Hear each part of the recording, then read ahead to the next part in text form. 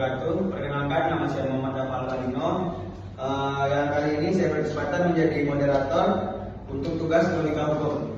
Nah, dalam debat kali ini kita memiliki dua kelompok, yaitu tim pro dan tim kontra. Yang pertama, untuk tim pro dipersilakan untuk memperkenalkan dirinya. Perkenalkan, nama saya Divya Febiana Nitonang. Saya dari tim pro, pembicara 1.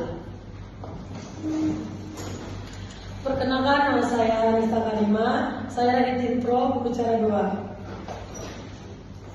Perkenalkan, nama saya Nadine Claudia Boris Matupang. Saya dari tim pro, pembicara 3. Nah, baik, terima kasih kepada tim pro. Kali ini dipersilakan tim kontra memperkenalkan dirinya. Nama saya Anissa Fadila, saya sebagai pembicara 1 dan pembicara 3 tim kontra. Perkenalkan, saya Maulana Nasri Ibrahim dari tim kontra pembicara 2. Baik, terima kasih kepada tim pro dan tim kontra. Dalam debat kali ini kita mengangkat mosi yang berjudul hukum harus ditaati karena merupakan perintah penguasa, bukan karena keadilannya. Nah, dalam debat kali ini kita memiliki waktu 2 menit untuk pembicara menyampaikan argumennya. Yang pertama, dipersilakan kepada tim pro untuk menyampaikan argumennya. Waktu dimulai ketika pembicara menyampaikan argumennya. Terima kasih kepada moderator. Saya setuju bahwa hukum itu harus ditaati karena merupakan perintah penguasa yang sah. Dalam teori hukum positif yang dikemukakan oleh John Austin, hukum adalah perintah dari penguasa yang berdaulat kepada rakyatnya, yang disertai dengan ancaman saksi bila tidak ditaati. Jadi, dasar seseorang menaati hukum bukan karena ia merasa hukum itu adil atau tidak, melainkan karena hukum itu adalah aturan resmi yang dibuat oleh otoritas yang sah untuk menjaga ketertiban masyarakat. Tanpa adanya otoritas, maka aturan hukum akan menjadi nasihat moral, bukan hukum yang mengikat. Contohnya, peraturan lalu lintas. Sebagian orang ada yang menaati dan ada yang tidak. Dan menurut saya, hukum itu hasil kewenangan yang sah, bukan karena yang hadir atau tidak menurut keadaan tertentunya. Terima kasih. Masih ada waktu? Cukup. Baik, selanjutnya kita akan mendengarkan argumen dari tim kontra. Waktu yang diberikan 2 menit. Waktu dimulai ketika saudara menyampaikan argumen saudara. Saya sebenarnya cukup tertarik dengan pendapatnya pembicara 1, tapi saya juga itu menolak dengan keras atau membantah argumennya.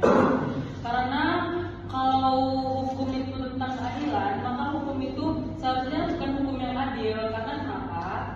Hukum itu bersifat kolonial atau menindas dan mengikat masyarakatnya.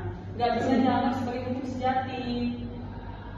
Teori ini menjadi cukup relevan pada tahunnya, yaitu ketika hukum menjadi alat tirani atau yang dimana pemerintah itu bersifat berkuasa karena dia bisa mengubah-ubah sistem hukum. Nah, jadi bukan hukum itu hukum yang cukup sempurna, karena hukum itu kan bersifat mengikat dan membuat masyarakat harus menaatinya.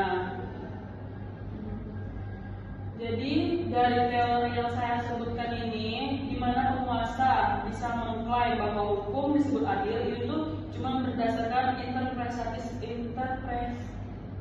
interpretasi subjektif. Nah, contohnya nih hukum empiris, ya kan, hukum Nazi Jerman. Itu kan hukum yang sah secara formal, meskipun dia sah dan kejam, tapi itu bukan sistem yang adil. Jadi mau rakyatnya meninggal atau apa, itu tuh nggak ada konsekuensi, nggak ada pertimbangan, karena itu emang udah resiko. Ibarat mereka tahu itu jalannya salah, bukan dengan tentara yang mau untuk membela negara, tapi Nazi ini untuk di jalannya salah. Jadi karena mereka udah tahu itu resikonya kematian, ada kemungkinan itu tuh nggak ada konsekuensi atas tindakan mereka. Cukup? Baik, terima kasih kepada tim kontra. Selanjutnya dipersilakan untuk tim pro. saudara memiliki waktu 2 menit. Waktu dimulai ketika saudara menyampaikan argumen saudara. Baiklah, saya akan menyanggah argumen dari pembicara satu tim kontra, di mana hukum ini memiliki kepastian, berarti aturan-aturan yang jelas, konsisten dan dapat diterapkan secara seragam oleh semua pihak, yaitu seperti hakim, pengacara, dan masyarakat. Ini didasarkan pada prinsip rule of the law, di mana hukum harus diprediksi dan tidak tergantung pada interpretasi pribadi. Contohnya tuh bayangkan hukum seperti permainan sepak bola. Jika aturan tidak jelas, misalnya mainlah dengan adil. Seperti wasit bisa memutuskan berdasarkan pendapatnya sendiri, bukan aturan yang sama untuk semua. Menurut saya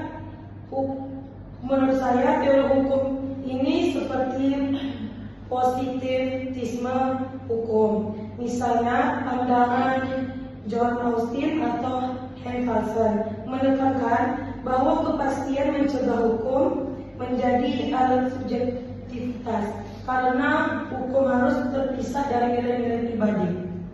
Cukup. Baik, terima kasih. Selanjutnya kita akan mendengarkan argumen dari tim kontra. Saudara memiliki waktu 2 menit dan waktu dihitung ketika saudara menyampaikan argumen saudara. Baik, saya akan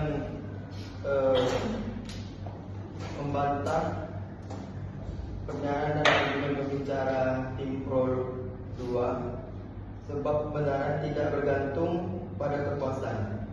Suatu benar atau salah ditentukan oleh fakta, bukti, dan logika, bukan oleh siapa yang mengatakannya. Penguasa bisa saja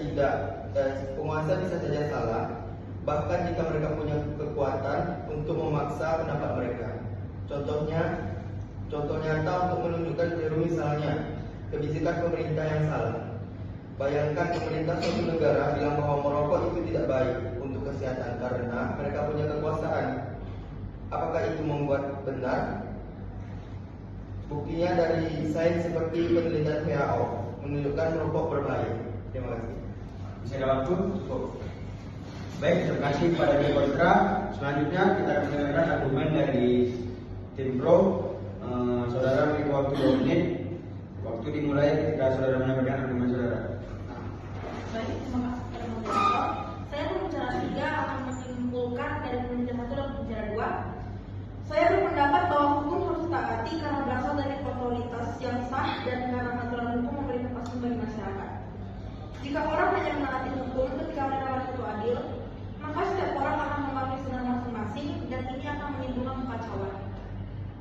Menurut pandangan Austin dan Nelson, inti dari hukum adalah perintah yang mengikat, bukan nasihat atau pendapat moral. Karena itu, ketaatan pada hukum tidak boleh bergantung pada perasaan pribadi, tetapi pada kewajiban untuk mengikuti aturan yang berlaku.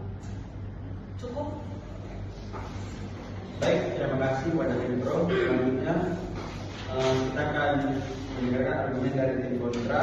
Saudara memiliki waktu 2 menit dan waktu akan dihitung ketika saudara menyampaikan argumen saudara. Baik, saya sebagai tim kontra akan memberikan kesimpulan di sini. Dari yang saya tangkap, saya sebagai tim kontra 1 dan 3 dan teman saya tim kontra 2, saya mengambil kesimpulan bahwa hukum adalah perintah dari penguasa, bukan sesuatu yang manifestasi yang memiliki nilai keadilan, tapi sekedar menjaga objektivitas dan stabilitas hukum. Meski ada nilai keadilan yang penting di dalam hukum, tapi justru mengikatnya pada definisi ini, hukum itu sendiri melemahkan fungsi hukum sebagai kontrol sosial. Baik, terima kasih kepada tim pro dan tim kontra. Baik, ini adalah gambaran dari debat tugas logika hukum. Saya sebagai moderator pamit undur diri.